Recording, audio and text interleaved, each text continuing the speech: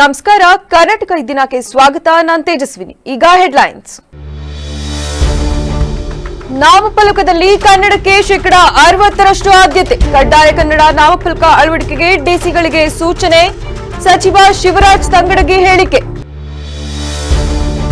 ಬೇಲೂರು ಹನುಮ ಜಯಂತಿಗೆ ಸಿದ್ಧತೆ. ಅಶಾಂತಿ ಸೃಷ್ಟಿಯಾಗದಂತೆ ಬಿಗಿ ಪೊಲೀಸ್ ಭದ್ರತೆ. ಸಾರ್ವಜನಿಕರ ಸಹಕಾರಕ್ಕೆ ಎಸ್ಪಿ ಮೊಹಮ್ಮದ್ ಸುಜೀತಾ ಮನವಿ. ಕಾವೇರಿ 2 ತಂತ್ರಾಂಶಕ್ಕೆ ವಿರೋಧ. ಜಿಲ್ಲಾದ್ಯಂತ ಪತ್ರ ಬರಹಗಾರರ ಮುಷ್ಕರ. ಡಿಸೆಂಬರ್ 15 ಮತ್ತು 16ರಂದು ನೋಂದಣಿ ಸ್ಥಗಿತ.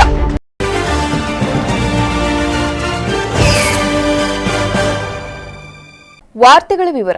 ರಾಜ್ಯದಲ್ಲಿ ಕಡ್ಡಾಯ ಕನ್ನಡ ಭಾಷಾ ನಾಮಫಲಕ ಅಳವಡಿಕೆ ಕುರಿತು ನಿಗಾವಹಿಸಲು ರಾಜ್ಯದ ಎಲ್ಲ ಜಿಲ್ಲಾಧಿಕಾರಿಗಳಿಗೆ ಸೂಚನೆ ನೀಡಲಾಗಿದೆ. ಆದಷ್ಟು ಬೇಗ ರಾಜ್ಯದಲ್ಲಿ ನಿಯಮ ಸಂಪೂರ್ಣ ಅನುಷ್ಠಾನಕ್ಕೆ ಕ್ರಮ ಕೈಗೊಳ್ಳಲಾಗುತ್ತದೆ ಎಂದು ಸಚಿವ ಶಿವರಾಜ್ ತಂಗಡಗಿ ತಿಳಿಸಿದ್ದಾರೆ. ವಿಧಾನ ಪರಿಷತ್ ಪ್ರಶ್ನೋತ್ತರ ಕಲಾಪದಲ್ಲಿ ಕಾಂಗ್ರೆಸ್ ಸದಸ್ಯೆ ಉಮಾಶ್ರೀ ಪ್ರಶ್ನೆ ಕೇಳಿದ್ರು. ಕನ್ನಡ ನಾಮಫಲಕ ಅಳವಡಿಸುವ ಅಭಿಯಾನ ಸಂಪೂರ್ಣವಾಗಿಲ್ಲ. ನಾಮಫಲಕ ಸಂಪೂರ್ಣವಾಗಬೇಕು. ಇದು ನಿರಂತರವಾಗಿ ಆಗೋ ಕೆಲಸ. ಅಪೂರ್ಣ ಆಗೋ ಪ್ರಶ್ನೆಯೇ ಇಲ್ಲ ಎಂದು ಸಚಿವರು ಹೇಳ್ತಾರೆ. ಹುಬ್ಬಳ್ಳಿಯಲ್ಲಿ ಉತ್ತಮವಾಗಿದೆ. ಮೈಸೂರಿನಲ್ಲಿ ಜಾರಿಯಾಗಿಲ್ಲ. ಕನ್ನಡ ನಾಮಫಲಕ ಕಡ್ಡಾಯ ಶೀಘ್ರವೇ ಮುಗಿಸಬೇಕು. ಬೆಂಗಳೂರಿನಲ್ಲಿ ಕಡ್ಡಾಯ ಕನ್ನಡ ನಾಮಫಲಕ ನಿಯಮ ಸಮರ್ಪಕವಾಗಿ ಆಗ್ತಿಲ್ಲ. ಇದರಲ್ಲಿ ಯಾರ ನಿರ್ಲಕ್ಷ್ಯವಾಗುತ್ತಿದೆ? ಅನುಷ್ಠಾನ ಸಮಿತಿ ಸರ್ಕಾರ ಮಾಡ್ತಿಲ್ಲ. ಕೂಡಲೇ ಕಡ್ಡಾಯ ಕನ್ನಡ ನಾಮಫಲಕ ಆದೇಶ ಪೂರ್ಣವಾಗಬೇಕು ಅಂತ ಒತ್ತಾಯ ಮಾಡಿದ್ರು. ಇದಕ್ಕೆ ಸಚಿವ ತಂಗಡಗಿ ಉತ್ತರ ಕೊಟ್ಟು, ಕನ್ನಡ ಭಾಷಾ ಸಮಗ್ರ ಅಭಿವೃದ್ಧಿ ಅಧಿನಿಯಮ 2022ರ ಮೂಲ ಕಾಯ್ದೆ 17ನೇ ಪ್ರಕರಣದ 6ನೇ ಉಪ ಪ್ರಕರಣದಂತೆ ಸರ್ಕಾರ ಅಥವಾ ಸ್ಥಳೀಯ ಪ್ರಾಧಿಕಾರಿಗಳಿಂದ ಅನುಮತಿ ಮತ್ತು ಮಂಜೂರಾತಿಯೊಂದಿಗೆ ಕಾರ್ಯನಿರ್ವಹಿಸುತ್ತಿರುವ ವಾಣಿಜ್ಯ, ಕೈಗಾರಿಕೆ ಮತ್ತು ವ್ಯವಹಾರ ಉದ್ಯಮಗಳು, ಟ್ರಸ್ಟ್ಗಳು, ಸಮಾಲೋಚನಾ ಕೇಂದ್ರಗಳು, ಆಸ್ಪತ್ರೆಗಳು, ಪ್ರಯೋಗಾಲಯಗಳು, ಮನೋರಂಜನಾ ಕೇಂದ್ರಗಳು ಮತ್ತು ಹೋಟೆಲ್ಗಳು ಮುಂತಾದವುಗಳು ತಮ್ಮ ನಾಮಫಲಕಗಳಲ್ಲಿ ಕನ್ನಡ ಭಾಷೆಯನ್ನು 60% ಪ್ರದರ್ಶಿಸಲಾಗಿದೆ. ಕನ್ನಡ ಭಾಷೆಯು ನಾಮಫಲಕದ ಮೇಲ್ಭಾಗದಲ್ಲಿ ಪ್ರದರ್ಶಿತವಾಗಿದೆ ಎಂಬುದನ್ನು ಖಚಿತಪಡಿಸಿಕೊಳ್ಳತಕ್ಕದ್ದು ಎಂದಿದ್ದು, ಕಾಯ್ದೆಯ ಅನುಷ್ಠಾನ ಜವಾಬ್ದಾರಿ ರಾಜ್ಯದ ಎಲ್ಲಾ ಜಿಲ್ಲಾಧಿಕಾರಿಗಳದ್ದಾಗಿರುತ್ತದೆ. ಇದು ನಿರಂತರ ಪ್ರಕ್ರಿಯೆಯಾಗಿರುವ ಕಾರಣ ಅಪೂರ್ಣಗೊಳ್ಳುವ ಪ್ರಶ್ನೆ ಉದ್ಭವಿಸುವುದಿಲ್ಲ. ಈ ಅಧಿನಿಯಮದಂತೆ ಕ್ರಮವಹಿಸಲು ಅನುಷ್ಠಾನ ಅಧಿಕಾರಿಗಳಾದ ಎಲ್ಲಾ ಜಿಲ್ಲಾಧಿಕಾರಿಗಳಿಗೆ ಸೂಚನೆ ನೀಡಲಾಗಿರುತ್ತದೆ ಎಂದರು. ವಿಶ್ವಪ್ರಸಿದ್ಧ ಪ್ರವಾಸಿ ತಾಣ ಬೇಲೂರಿನಲ್ಲಿ ಪ್ರತಿ ವರ್ಷ ನಡೆಯುವ ಹನುಮ ಜಯಂತಿ ಮತ್ತು ಶೋಭಾಯಾತ್ರೆಗೆ ಯಾವುದೇ ಅಹಿತಕರ ಘಟನೆಗಳು ನಡೆಯದಂತೆ ಪೊಲೀಸ್ ಇಲಾಖೆ ಬಿಗಿ ಕ್ರಮ ವಹಿಸಿದ್ದು, ಸಾರ್ವಜನಿಕರು ಸಂಪೂರ್ಣ ಸಹಕಾರ ನೀಡಬೇಕೆಂದು ಜಿಲ್ಲಾ ಪೊಲೀಸ್ ವರಿಷ್ಠಾಧಿಕಾರಿ ಮೊಹಮ್ಮದ್ ಸುಜೀತಾ ಕರೆ ನೀಡಿದರು. ಬೇಲೂರು ಪಟ್ಟಣದ ನೆಹರು ನಗರದ ಪೊಲೀಸ್ ಆವರಣದಲ್ಲಿ ನಡೆದ ಶಾಂತಿ ಸಭೆಯಲ್ಲಿ ಮಾತನಾಡಿದ ಅವರು, ಬೇಲೂರಿನ ಹನುಮ ಉತ್ಸವದ ಭಿನ್ನತೆ ಇತರರಿಗೆ ಮಾದರಿಯಾಗಿದೆ. ಹನುಮ ಜಯಂತಿ ಸಮಿತಿಯವರು ಹೆಚ್ಚಿನ ಸಂಖ್ಯೆಯ ಸ್ವಯಂ ಸೇವಕರನ್ನು ನೇಮಿಸಿ ಅವರಿಗೆ ಸಮವಸ್ತ್ರ ನೀಡಬೇಕು. ಮೆರವಣಿಗೆ ಮತ್ತು ವಾಹನಗಳ ಸುಗಮ ಸಂಚಾರಕ್ಕಾಗಿ ಡಿವೈಎಸ್ಪಿ ಮತ್ತು ಸ್ಥಳೀಯ ಪೊಲೀಸರಿಗೆ ಮಾರ್ಗದರ್ಶನ ನೀಡಲಾಗಿದೆ. ಯಾವುದೇ ಅಹಿತಕರ ಘಟನೆಗೆ ಅವಕಾಶ ನೀಡದಂತೆ ಸಿಸಿಟಿವಿ ಅಳವಡಿಸಬೇಕು. ಪ್ರತಿ ಅಂಗಡಿಯವರು ಕಡ್ಡಾಯವಾಗಿ ಸಿಸಿಟಿವಿ ಅಳವಡಿಸಲು ಮುಂದಾಗಬೇಕು. ಉದ್ದೇಶಪೂರ್ವಕವಾಗಿ ಅಹಿತಕರ ಘಟನೆಗಳಿಗೆ ಕಾರಣವಾಗುವವರ ಬಗ್ಗೆ ಆಯೋಜಕರು ತಕ್ಷಣವೇ ಮಾಹಿತಿ ನೀಡಬೇಕು. ಅಂತಹ ಪುಂಡಪೋಖರಿಗಳ ವಿರುದ್ಧ ಯಾವುದೇ ಮುಲಾಜಿಲ್ಲದೆ ಕಾನೂನು ಕ್ರಮ ಕೈಗೊಳ್ಳಲು ಪೊಲೀಸ್ ಇಲಾಖೆ ಸಿದ್ಧವಿದೆ ಎಂದು ಎಚ್ಚರಿಕೆ ನೀಡಿದರು. ಯಾವುದೇ ಇಶ್ಯೂಸ್ ಬಂದಿಲ್ಲ. ಆದ್ರೆ ಹೊರಗಿಂದ ಬಂದರು ಯಾರಾದ್ರೂ ಪುಂಡಪೋಖರು ಏನಾದ್ರು ತಪ್ಪು ಮಾಡಿದ್ರೆ ದಯಮಾಡಿ ನಮ್ಗೆ ನೀವು ಸಹಕಾರ ಕೊಡಬೇಕು. ಅವ್ರು ಪ್ರಾಬ್ಲಮ್ ಮಾಡಿದ್ರೆ ಮಾತ್ರ ನಾವು ಏನಾದ್ರು ಕ್ರಮ ಕೈಗೊಳ್ಬೇಕು ಅಂತ ನಾವು ಡೈರೆಕ್ಟ್ಲಿ ಮಾಡಲ್ಲ. ನಿಮ್ ಕಡೆ ಹೇಳ್ಬಿಟ್ಟು ನಿಮ್ ಕಡೆ ಹೇಳ್ಸೋದು. ಸೊ ಆ ಟೈಮಲ್ಲಿ ಏನಾದ್ರು ಪ್ರಾಬ್ಲಮ್ ಬಂದ್ರೆ ಹೊರಗಡೆಯಿಂದ ಬಂದು ಯಾರು ಇಲ್ಲಿ ಬಂದು ನಮ್ಮ ಜಿಲ್ಲೆಯಲ್ಲಿ ನಮ್ಮ ತಾಲೂಕದಲ್ಲಿ ಏನು ಪ್ರಾಬ್ಲಮ್ ಮಾಡ್ದಂಗೆ ತಾವೆಲ್ಲ ನೋಡ್ಕೋಬೇಕು. ಅವಾಗ ಮಾತ್ರ ನಾವು ಪೊಲೀಸ್ ಕೆಲಸ ಏನ್ ಮಾಡ್ಬೇಕು ಅವಾಗ ಮಾಡ್ತೀವಿ. ಕಾರಣ ಇಷ್ಟೇ, ಅವರೆಲ್ಲ ಬಂದು ಮಾಡ್ಕೊಂಡು ಹೋಗ್ಬಿಡ್ತಾರೆ. ಕೊನೆಗೆ ನಮ್ದು ಶಾಂತಿ ಏನು ಇದೆಯೋ ಅದೇ ನಾವು ಕಾಪಾಡಕ್ಕಾಗಲ್ಲ. ಇಲ್ಲಿ ಏನೋ ಪ್ರಾಬ್ಲಮ್ ಆಗುತ್ತೆ. ನಾವೆಲ್ಲ ಹೇಳಿದಾಗ ನಾವೆಲ್ಲ ಚೆನ್ನಾಗಿದ್ವಿ, ಜೊತೆಗೆ ಇದ್ವಿ, ತುಂಬಾ ಸಹಕಾರ ಕೊಟ್ಟಿದ್ದೀರಾ. 2 ವರ್ಷ ಈ ವರ್ಷ ಕೊಡ್ತೀರಾ ಅಂತ ನನ್ನ ಅನಿಸಿಕೆ. ನಮ್ಗೇನು ರೆಸ್ಟ್ರಿಕ್ಷನ್ಸ್ ಇರಲ್ಲ. ಬಟ್ ನಮ್ಗೆ ಒಂದು ಹೈವೇಯಿಂದ ಏನು ಪಾಸ್ ಮಾಡ್ತಿರೋ ಅವಾಗ ಸ್ವಲ್ಪ ಸಂಚಾರಕ್ಕೆ ನೀವು ಹೆಲ್ಪ್ ಮಾಡಿ. ನಾವು ಟ್ರಾಫಿಕ್ ಸಂಬಂಧಪಟ್ಟಂಗೆ ಸಿಬ್ಬಂದಿಯನ್ನು ನಾವು ಹಾಕ್ತಾ ಇದ್ವಿ. ಎರಡನೇದು, ಹೊರಗಡೆಯಿಂದ ಬಂದ ಯಾರು ಅದು ಬ್ಯಾನರ್ ಬಂದು ದಯಮಾಡಿ ಶ್ರೀ ವೀರಾಂಜನೇಯ ದೇಗುಲ ಟ್ರಸ್ಟ್ ಅಧ್ಯಕ್ಷ ಮೋಹನ್ ಕುಮಾರ್ ಮಾತನಾಡಿ, ಕಳೆದ 12 ವರ್ಷದಿಂದ ಬೇಲೂರಿನಲ್ಲಿ ಹನುಮ ಜಯಂತಿ ವರ್ಷಕ್ಕೆ ಹೊಸತನ ಮತ್ತು ಅದ್ದೂರಿಯಾಗಿ ನಡೆಯುತ್ತಿದೆ. ಡಿಸೆಂಬರ್ 13 ಶನಿವಾರ ಬೆಳಗ್ಗೆ ಪೂಜೆ ಬಳಿಕ ಮಧ್ಯಾಹ್ನ 12ಕ್ಕೆ ಭಕ್ತರಿಗೆ ಅನ್ನದಾಸೋಹ ಏರ್ಪಡಿಸಿದೆ. ಈ ಬಾರಿ 25,000ಕ್ಕೂ ಹೆಚ್ಚಿನ ಭಕ್ತರು ಬರುವ ನಿರೀಕ್ಷೆ ಇದ್ದು, ಕಾರಣದಿಂದ ಪೊಲೀಸ್ ಇಲಾಖೆ ಕೂಡ ಹೆಚ್ಚಿನ ಸಿಬ್ಬಂದಿಗಳನ್ನು ನೇಮಕ ಮಾಡಬೇಕೆಂದು ಮನವಿ ಮಾಡಿದರು. ಶನಿವಾರ ಸುಮಾರು 12 ಗಂಟೆಗೆ ನಾವು ಉತ್ಸವವನ್ನು ಹೊರಡಿಸ್ತೇವೆ. 11 ಗಂಟೆಯಿಂದ 12 ಗಂಟೆ ಹೊರಡಿಸಿದ್ರೆ 1 ಗಂಟೆ ಮುಖ್ಯ ರಸ್ತೆಗೆ ಬರುತ್ತೆ. ಸುಮಾರು ಮುಗಿಯೋದ್ರಲ್ಲಿ ಎಲ್ಲ ರೂಟ್ ಮಾಪ ರೆಡಿ ಆಗಲಿ ಏಳಾಗಿದೆ. ಈಗ ಅದನ್ನ ಮತ್ತೆ ನಾನು ಹೇಳಕ್ ಹೋಗಲ್ಲ. ಏನಪ್ಪಾ ಅಂದ್ರೆ ಇಲ್ಲಿ ನಮಗೆ ಮುಖ್ಯವಾಗಿ ಎಲ್ಲರೂ ಹೇಳಿದಂಗೆ ಟ್ರಾಫಿಕ್ ವ್ಯವಸ್ಥೆ ಇಲ್ಲಿ ಗಂಟ 3 ವರ್ಷದಿಂದ ರೇವಣ್ಣ ಸಾಹೇಬರು ಬಂದು 2 ವರ್ಷ 14 ತಿಂಗಳಾಯ್ತು. ಹೋದ ವರ್ಷ ಬಹಳ ಉತ್ತಮವಾಗಿ ನಮ್ಗೆ ಮಾಡಿಕೊಟ್ಟಿದ್ದು ಟ್ರಾಫಿಕ್ ಇಂದು. ಈ ಸರಿನೂ ಕೂಡ ಕೆಲವು ರಸ್ತೆಗಳನ್ನ ಮಾರ್ಗಗಳನ್ನ ಹೇಳಿದ್ದು, ಮತ್ತೆ ಅಂತರ್ಘಟನೆ ರಸ್ತೆ ಮತ್ತೆ ಕೆಲವು ರಸ್ತೆಗಳೆಲ್ಲ ರಿಪೇರಿ ಆಗ್ಬೇಕು ಅಂತ ಕೂಡ ಹೇಳಿದ್ರು. ಅದನ್ನು ಕೂಡ ನಾವು ಪುರಸಭೆಯವರಿಗೆಲ್ಲ ಹೇಳಿ ಅದನ್ನ ವ್ಯವಸ್ಥಿತವಾಗೆಲ್ಲ ಮಾಡಿಸಿದ್ದೇವೆ. ಇನ್ನ ದೊಡ್ಡ ದೊಡ್ಡ ರಸ್ತೆಗಳೆಲ್ಲ ಅವರೇ ನಮ್ಮ ಶಾಸಕರ ಹತ್ರ ಎಲ್ಲ ಮಾತಾಡಿ ಕೆಲವನ್ನ ಏನು ರಿಪೇರಿ ಅವನ್ನೆಲ್ಲ ಮಾಡ್ಕೊಳ್ಬೇಕು ಅಂತ ಕೇಳ್ಕೊಂಡಿದ್ದಾರೆ. ಅದನ್ನು ಕೂಡ ಎಲ್ಲ ಅವರ ಒಂದು ಸಮ್ಮುಖದಲ್ಲಿ ಅವು ಕೂಡ ಆಗಿದೆ. ಆಮೇಲೆ ಇನ್ನ ಈ ಸಂದರ್ಭದಲ್ಲಿ ಹಾಸನ ಅಪರ ಜಿಲ್ಲಾ ಪೊಲೀಸ್ ವರಿಷ್ಠಾಧಿಕಾರಿ ಶ್ರೀನಿಧಿ, ಅರಸೀಕೆರೆ ಡಿವೈಎಸ್ಪಿ ಗೋಪಿ, ಬೇಲೂರು ಸಿಪಿಐ ರೇವಣ್ಣ, ಕರ್ನಾಟಕ ರಕ್ಷಣಾ ವೇದಿಕೆ ಅಧ್ಯಕ್ಷ ಚಂದ್ರಶೇಖರ್ ಸೇರಿದಂತೆ ಮುಂತಾದವರು ಹಾಜರಿದ್ದರು.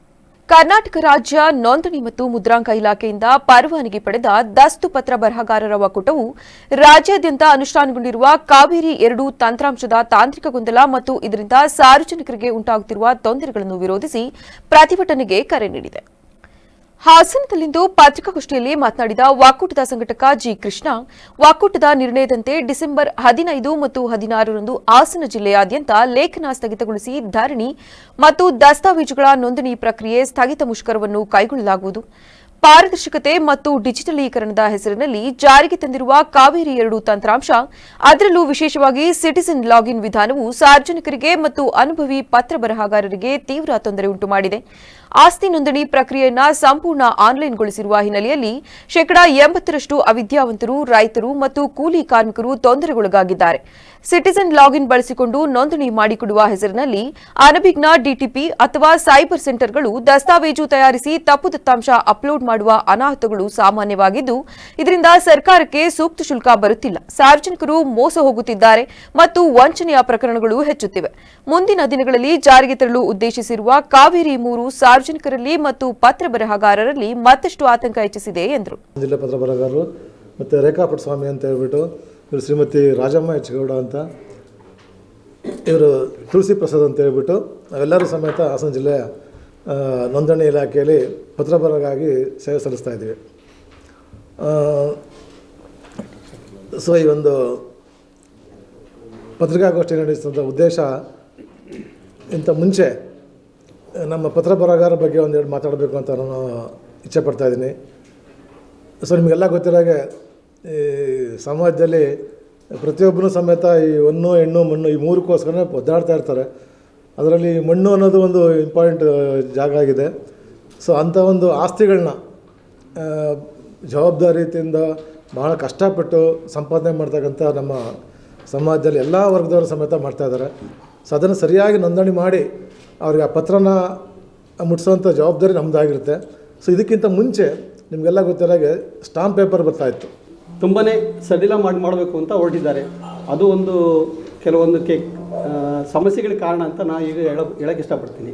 ಅದು ಹೇಗೆ ಅಂದರೆ, ಈಗ ನಾವು ಎಷ್ಟೇ ಅಡ್ವಾನ್ಸ್ ಆಗಿ ಮಾಡಿದ್ರೂ, ನಾವೆಲ್ಲ ದಾಖಲಾತಿಗಳನ್ನ ಪರಿಶೀಲನೆ ಮಾಡಿದ್ರೂ, ಕೆಲವೊಂದು ಮೋಸ ಮಾಡೋಂಥ ಜನ, ನಮ್ಮ ಸ್ನೇಹಿತರು ಹೇಳಿದಾಗೆ ಕೆಲವು ಮೋಸ ಮಾಡೋಂಥ ಜನ ಮೋಸ ಮಾಡೋ ಇದ್ದೇ ಇದ್ದಾರೆ. ಅದರಲ್ಲೂ ಸಹ ಕೈ ತಪ್ಪಿ ಕಣ್ತಪ್ಪಿ ಆಗಿದೆ. ಆಗಿರೋ ದಾಖಲೆಗಳು ಸಹ ಒಂದು ಎಲ್ಲಿ ಆರಕ್ಷಕ ಠಾಣೆಗಳಲ್ಲೂ ಕೇಸಾಗಿದೆ, ಕೆಲವು ನ್ಯಾಯಾಲಯದಲ್ಲೂ ಸಹ ಕೇಸಾಗಿ ನಡೀತಾ ಇದೆ. ಇದನ್ನು ತಪ್ಪಿಸ್ಬೇಕು ಅಂತ ಅವ್ರು ಮಾಡಬೇಕು ವಿನಃ ಇದನ್ನು ಬೇರೆ ಥರ ಇಂಪ್ಲಿಮೆಂಟ್ ಮಾಡಿ, ಯಾವುದನ್ನ ತಂತ್ರಾಂಶ ಇಂಪ್ಲಿಮೆಂಟ್ ಮಾಡಿ ಒಳ್ಳೆಯ ರೀತಿಯಲ್ಲಿ ಮಾಡಬೇಕು ಅನ್ನೋ ಉದ್ದೇಶ ಇದ್ರೂ ನ್ಯೂನತೆಗಳು ತುಂಬ ಬರ್ತಾಯಿದೆ. ಆ ನ್ಯೂನತೆಯಲ್ಲಿ ಏನು ಅಂದರೆ, ಈಗ ಏನು ಮೋಸ ಮಾಡಬೇಕು ಅಂತ ಜನ ಇದ್ದಾರೆ ಕೆಲವರು, ಅದು ಮಾಡಲಿಕ್ಕೆ 100% ಅನುಕೂಲ ಆಗುತ್ತೆ ಅಂತ ನಾನು ಹೇಳೋಕ್ಕೆ ಬಯಸುತ್ತೀನಿ. ಏನಕ್ಕೆ ಅಂದರೆ, ಪತ್ರಿಕಾಗೋಷ್ಠಿಯಲ್ಲಿ ಪರಮೇಶ್, ತುಳಸಿದಾಸ್, ರೇಖಾ ಪ್ರಸಾದ್, ರಾಜಮ್ಮ, ತುಳಸಿ ಪ್ರಸಾದ್ ಸೇರಿದಂತೆ ಹಲವು ಒಕ್ಕೂಟದ ಸದಸ್ಯರು ಉಪಸ್ಥಿತರಿದ್ದರು. ಜಿಲ್ಲಾ ನ್ಯಾಯಾಂಗ, ಜಿಲ್ಲಾ ಕಾನೂನು ಸೇವೆಗಳ ಪ್ರಾಧಿಕಾರ, ವಕೀಲರ ಸಂಘ ಮತ್ತು ಆರೋಗ್ಯ ಮತ್ತು ಕುಟುಂಬ ಕಲ್ಯಾಣ ಇಲಾಖೆಗಳ ಸಂಯುಕ್ತಾಶ್ರಯದಲ್ಲಿ ನಗರದ ಜಿಲ್ಲಾ ನ್ಯಾಯಾಲಯ ಆವರಣದ 3ನೇ ಮಹಡಿಯ ಸಭಾಂಗಣದಲ್ಲಿ ಯೂನಿವರ್ಸಲ್ ಹೆಲ್ತ್ ಕವರೇಜ್ ಡೇ ಕಾರ್ಯಕ್ರಮವನ್ನು ಯಶಸ್ವಿಯಾಗಿ ಆಚರಿಸಲಾಯಿತು. ಸಾರ್ವತ್ರಿಕ ಆರೋಗ್ಯ ಸೇವೆಗಳ ಮಹತ್ವದ ಬಗ್ಗೆ ಜನರಲ್ಲಿ ಜಾಗೃತಿ ಮೂಡಿಸುವ ಉದ್ದೇಶದಿಂದ ಹಮ್ಮಿಕೊಳ್ಳಲಾಗಿದ್ದ ಈ ಕಾರ್ಯಕ್ರಮವನ್ನು ಪ್ರಧಾನ ಜಿಲ್ಲಾ ಮತ್ತು ಸತ್ರ ನ್ಯಾಯಾಧೀಶರು ಹಾಗೂ ಜಿಲ್ಲಾ ಕಾನೂನು ಸೇವೆಗಳ ಪ್ರಾಧಿಕಾರದ ಅಧ್ಯಕ್ಷರಾದ ಹೇಮಾವತಿಯವರು ಉದ್ಘಾಟಿಸಿದರು. ವಕೀಲರ ಸಂಘದ ಅಧ್ಯಕ್ಷರಾದ ಕಾರ್ಲಿ ಮುಗುಣ್ಣಗೌಡ ಅವರು ಅಧ್ಯಕ್ಷತೆ ವಹಿಸಿದ್ದರು. ಈ ವೇಳೆ ಮಾತನಾಡಿದ ಹಿಮ್ಸ್ ಹಾಸನದ ಕಮ್ಯುನಿಟಿ ಮೆಡಿಸಿನ್ ವಿಭಾಗದ ಸಹ ಪ್ರಾಧ್ಯಾಪಕರಾದ ಡಾ ತೇಜೇಶ್ವರಿ HI ಅವರು ಆರೋಗ್ಯದ ಕುರಿತು ಸರ್ಕಾರಿ ಯೋಜನೆಗಳು ಎಂಬ ವಿಷಯದ ಬಗ್ಗೆ ಮಾಹಿತಿ ನೀಡಿ ಸಾರ್ವಜನಿಕರು ಸರ್ಕಾರದಿಂದ ಲಭ್ಯವಿರುವ ವಿವಿಧ ಆರೋಗ್ಯ ಸೌಲಭ್ಯಗಳನ್ನು ಹೇಗೆ ಸದುಪಯೋಗಪಡಿಸಿಕೊಳ್ಳಬಹುದು ಎಂಬುದರ ಕುರಿತು ವಿವರಣೆ ನೀಡಿದರು.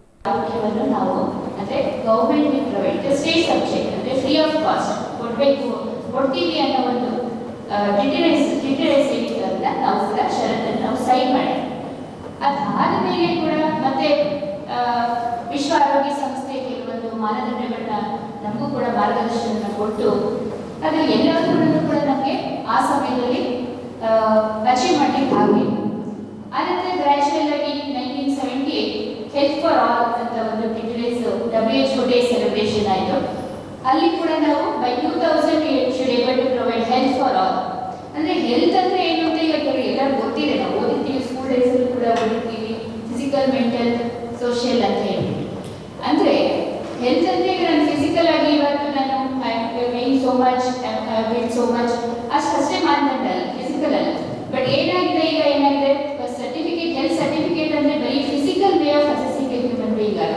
ಕಾರ್ಯಕ್ರಮದಲ್ಲಿ ಮಾನ್ಯ 1ನೇ ಅಧಿಕ ಜಿಲ್ಲಾ ಮತ್ತು ಸತ್ರ ನ್ಯಾಯಾಧೀಶರಾದ ಶೈಲಾ BM, ಮಾನ್ಯ 2ನೇ ಅಧಿಕ ಜಿಲ್ಲಾ ಮತ್ತು ಸತ್ರ ನ್ಯಾಯಾಧೀಶರಾದ ಹಿದಾಯತ್ ಉಲ್ಲಾ ಶರೀಫ್ SA, ಮಾನ್ಯ ಪ್ರಧಾನ ನ್ಯಾಯಾಧೀಶರಾದ ಮೊಹಮ್ಮದ್ ಅಶ್ರಫ್ ಆರೀಸ್ ಹಾಗೂ ಪ್ರಾಥಮಿಕ ಆರೋಗ್ಯ ಕೇಂದ್ರದ ಆರೋಗ್ಯಾಧಿಕಾರಿ ಡಾ ತೇಜಸ್ವಿ ಸೇರಿದಂತೆ ಹಲವು ನ್ಯಾಯಾಧೀಶರುಗಳು ಮತ್ತು ಗಣ್ಯರು ಉಪಸ್ಥಿತರಿದ್ದರು. ಚಾಲೆಂಜಿಂಗ್ ಸ್ಟಾರ್ ದರ್ಶನ್ ಅಭಿನಯದ ಡೆವಿಲ್ ಚಲನಚಿತ್ರವು ಹಾಸನದ SPG ಹಾಗೂ ಗುರು ಚಿತ್ರಮಂದಿರಗಳಲ್ಲಿ ಬಿಡುಗಡೆಯಾಗಿ ಭರ್ಜರಿ ಪ್ರದರ್ಶನ ಕಾಣುತ್ತಿದೆ. ಅಭಿಮಾನಿಗಳ ಮತ್ತು ಸಾಮಾನ್ಯ ಪ್ರೇಕ್ಷಕರ ವಿಮರ್ಶೆಗಳ ಪ್ರಕಾರ ಚಿತ್ರವು ಉತ್ತಮ ಪ್ರತಿಕ್ರಿಯೆ ಪಡೆದುಕೊಂಡಿದ್ದು ದರ್ಶನ್ ಅವರ ಅಭಿನಯಕ್ಕೆ ವಿಶೇಷ ಮೆಚ್ಚುಗೆ ವ್ಯಕ್ತವಾಗಿದೆ. ಹೌದು, ಡೆವಿಲ್ ಚಿತ್ರವು ಪಕ್ಕಾ ಮಾಸ್ ಎಂಟರ್ಟೈನರ್ ಆಗಿದ್ದು ದರ್ಶನ್ ಅವರ ಆಕ್ಷನ್, ಡೈಲಾಗ್ಗಳು ಮತ್ತು ಪರದೆಯ ಮೇಲಿನ ಉಪಸ್ಥಿತಿಯು ಪ್ರೇಕ್ಷಕರಿಗೆ ಹಬ್ಬದ ವಾತಾವರಣ ಸೃಷ್ಟಿಸಿದೆ. ದರ್ಶನ್ ಬಾಸ್ ಅಬ್ಬರಿಸಿದ್ದಾರೆ. ಅವರ ಮಾಸ್ ಲುಕ್ಗಳು ಮತ್ತು ಫೈಟ್ಗಳು ಸೂಪರ್ ಆಗಿದೆ ಎಂದು ಚಿತ್ರ ವೀಕ್ಷಿಸಿದ ಅಭಿಮಾನಿಗಳು ಸಂತಸ ವ್ಯಕ್ತಪಡಿಸಿದ್ದಾರೆ. ಇನ್ನು ಚಿತ್ರದ ನಿರೂಪಣೆ ವೇಗವಾಗಿದ್ದು ತಾಂತ್ರಿಕವಾಗಿ ಗುಣಮಟ್ಟ ಕಾಯ್ದುಕೊಂಡಿದೆ. ಛಾಯಾಗ್ರಹಣ ಮತ್ತು ಹಿನ್ನೆಲೆ ಸಂಗೀತವು ಚಿತ್ರದ ಮನರಂಜನೆಯ ಮಟ್ಟವನ್ನು ಹೆಚ್ಚಿಸಿದೆ. ಕೇವಲ ಆಕ್ಷನ್ ಮಾತ್ರವಲ್ಲದೆ ಭಾವನಾತ್ಮಕ ಅಂಶಗಳು ಮತ್ತು ಕುಟುಂಬ ಪ್ರೇಕ್ಷಕರಿಗೂ ಇಷ್ಟವಾಗುವ ಅಂಶಗಳು ಚಿತ್ರದಲ್ಲಿವೆ ಎಂದು ಪ್ರೇಕ್ಷಕರು ತಿಳಿಸಿದರು. SPJ ಚಿತ್ರಮಂದಿರದಲ್ಲಿ ಹಲವು ಶೋಗಳು ಭರ್ತಿಯಾಗಿದ್ದು ವಾರಾಂತ್ಯದಲ್ಲಿ ಇನ್ನಷ್ಟು ಹೆಚ್ಚು ಪ್ರೇಕ್ಷಕರು ಬರುವ ನಿರೀಕ್ಷೆ ಇದೆ. ಒಟ್ಟಾರೆಯಾಗಿ ಡೆವಿಲ್ ಚಿತ್ರವು ದರ್ಶನ್ ಅವರ ಇತ್ತೀಚಿನ ಚಿತ್ರಗಳಲ್ಲೇ ಉತ್ತಮ ವಿಮರ್ಶೆಗಳನ್ನು ಪಡೆದಿದೆ ಮತ್ತು ಹಾಸನದ ಬಾಕ್ಸ್ ಆಫೀಸ್ನಲ್ಲಿ ಉತ್ತಮ ಪ್ರದರ್ಶನ ಮುಂದುವರಿಸುವ ಲಕ್ಷಣಗಳು ಕಂಡುಬರುತ್ತಿವೆ. ತುಂಬಾ ಚೆನ್ನಾಗಿದೆ ಅಣ್ಣ, ಸೂಪರ್ ಆಗಿದೆ ಫಿಲಮ್, ತುಂಬಾ ಚೆನ್ನಾಗಿದೆ.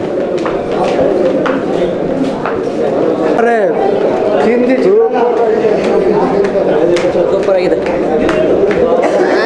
ಅಣ್ಣ, ಬೆಂಕಿ ಫಿಲಮ್ ಮಾತ್ರ. ಈ ಫಿಲಮ್ ಸುಳ್ಳು ಚೆನ್ನಾಗಿಲ್ಲ ಅಂತ ಹೇಳೋದಿಗೆ ಯಾವ್ದ್ರಲ್ಲಿ ಬೇಕು ಅದ್ರಲ್ಲಿ ಹೊಡಿಬೋದು. ಸೂಪರ್ ಆಗಿದೆ ಫಿಲಮ್. ಜೈ ಡಿ ಬಾಸ್, ಚೆನ್ನಾಗಿದೆ. ಜೈ ಡಿ ಬಾಸ್, ಜೈ ಡಿ ಬಾಸ್, ಜೈ ಡಿ ಬಾಸ್.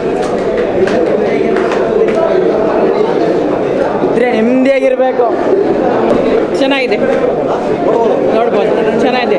ದರ್ಶನ್ ತುಂಬ ಚೆನ್ನಾಗಿ ಮಾಡಿದ್ದಾರೆ. ಬ್ರೋ ಮೂವಿ ಒಂದು ಸಖತ್ತಾಗಿದೆ. ಮತ್ತು ಅವರು ಡೆವಿಲ್ ಥರ ಕ್ಯಾರೆಕ್ಟರ್ ಮಾಡೋದು ಸೈಕಾಗಿದೆ. ಮತ್ತು ನಮ್ಮ ಕರ್ನಾಟಕದಲ್ಲಿ CM ಆದರೆ ಅವರಂತ ಇನ್ನೂ ಸೈಕಾಗಿರ್ತಾರೆ. ಮತ್ತು ಅವ್ರು ಮಾಡಿರೋ ಆ್ಯಕ್ಟಿಂಗ್ ಅಂತೂ ಮಸ್ತಾಗಿದೆ ಬ್ರೋ. ಎಲ್ಲ ಬಂದು ನೋಡಿ ಆರೈಸಿ ಅಷ್ಟೇ. ಜೈ ಡಿ ಬಾಸ್, ಜೈ ಡಿ ಬಾಸ್.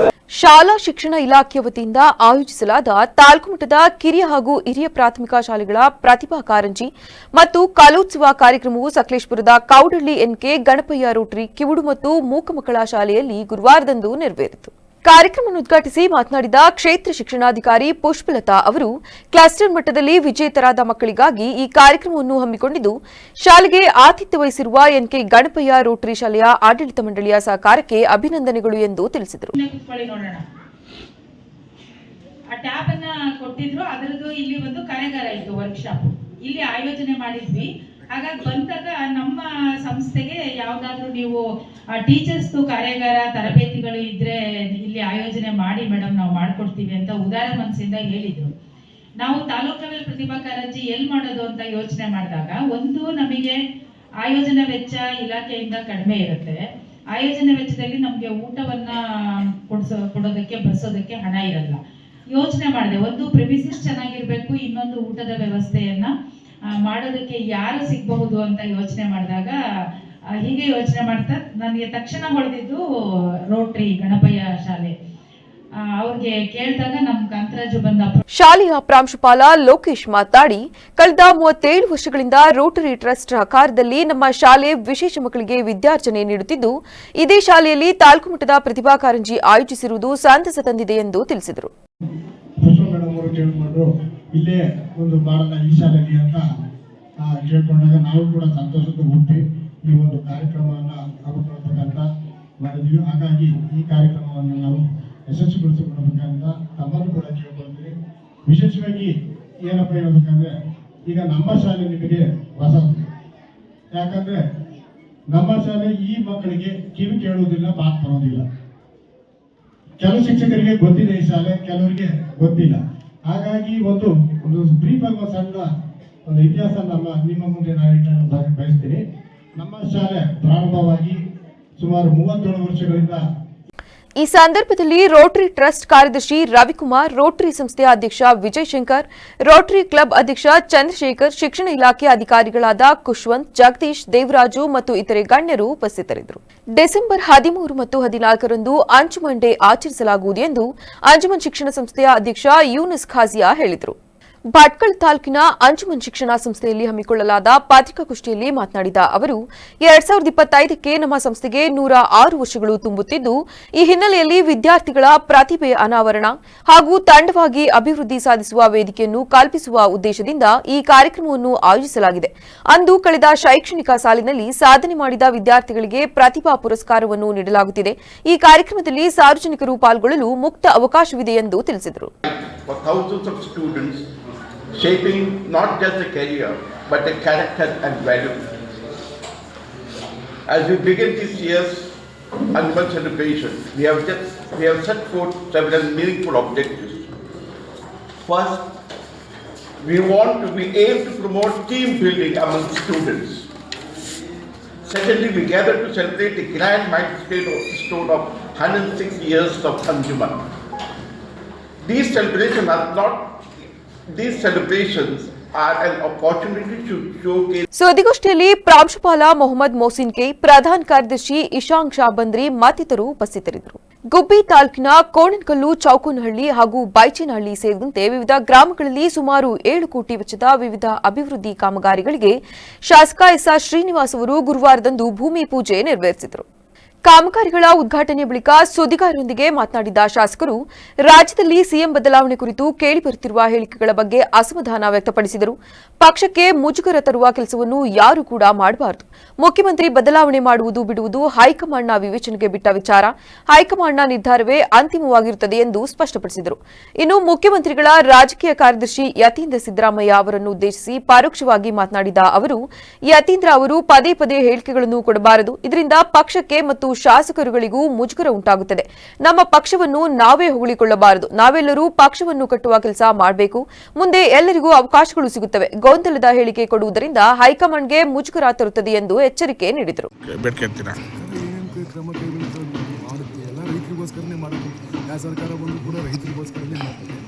ಸರ್, ರೂಪಾಯಿ ಮೌಲ್ಯ ಕುಸಿತ ಆಗ್ತದೆ. ವಿಶ್ವಗುರು ಮಾಡ್ತೀನಿ ಅಂತ ಹೊರಟಿದ್ದಾರೆ ಸರ್. ನರೇಂದ್ರ ಮೋದಿ ಅವರು ವಿಶ್ವಗುರು ಮಾಡ್ತೀನಿ ಅಂತಿದ್ದಾರೆ. ನೋಡಿದ್ರೆ ಡಾಲರ್ ಎದುರು ರೂಪಾಯಿ ಮೌಲ್ಯ ಕುಸಿತ ಆಗ್ತಿದೆ.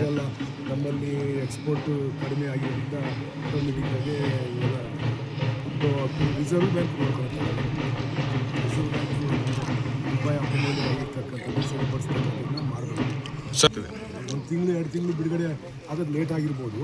ಇದೆಲ್ಲ ಸೇರಿಸಿ ಒಂದೇ ಸರಿ ಆಗ್ತಕ್ಕಂಥದ್ದು. ಇದು ಫೈನಾನ್ಸಿಯಲಿ ಮ್ಯಾನೇಜ್ಮೆಂಟು ಅಷ್ಟು ದುಡ್ಡಾಗಿರಲ್ಲ.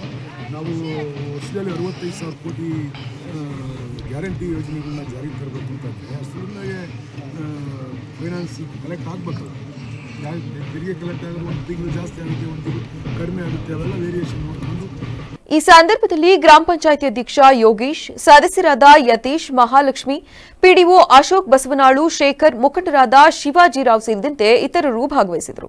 ಕಲಬುರಗಿ ನಗರದ ಸ್ಟೇಷನ್ ಬಜಾರ್ ಪೊಲೀಸ್ ಠಾಣಾ ವ್ಯಾಪ್ತಿಯಲ್ಲಿ ಇತ್ತೀಚೆಗೆ ನಡೆದ ರಾತ್ರಿ ಕನ್ನ ಕಳವು ಪ್ರಕರಣಕ್ಕೆ ಸಂಬಂಧಿಸಿದಂತೆ ಓರ್ವ ಆರೋಪಿತನನ್ನು ಬಂಧಿಸುವಲ್ಲಿ ಪೊಲೀಸರು ಯಶಸ್ವಿಯಾಗಿದ್ದಾರೆ.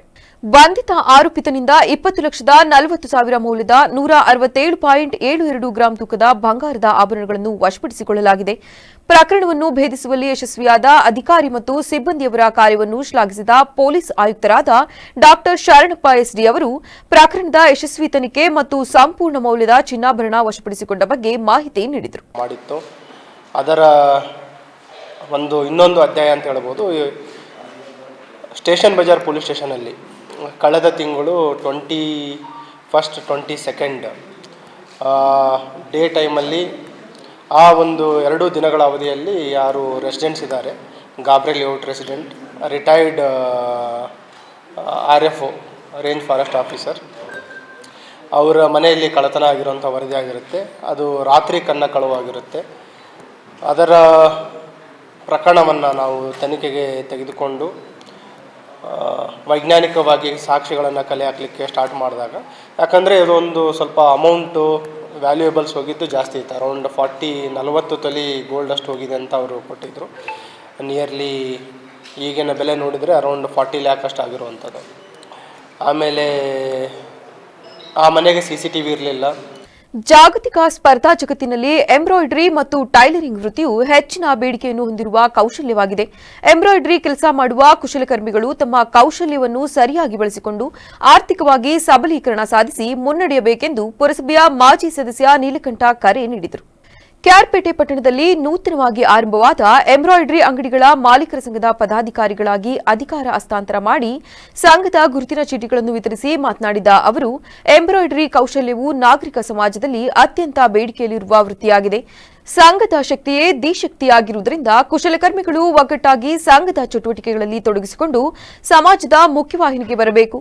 ಅಲ್ಲದೆ ಸರ್ಕಾರ ನೀಡುವ ಸೌಲಭ್ಯಗಳನ್ನು ಪಡೆದುಕೊಂಡು ಸಾಧನೆ ಮಾಡಬೇಕೆಂದು ನೀಲಕಂಠ ಮನವಿ ಮಾಡಿದರು.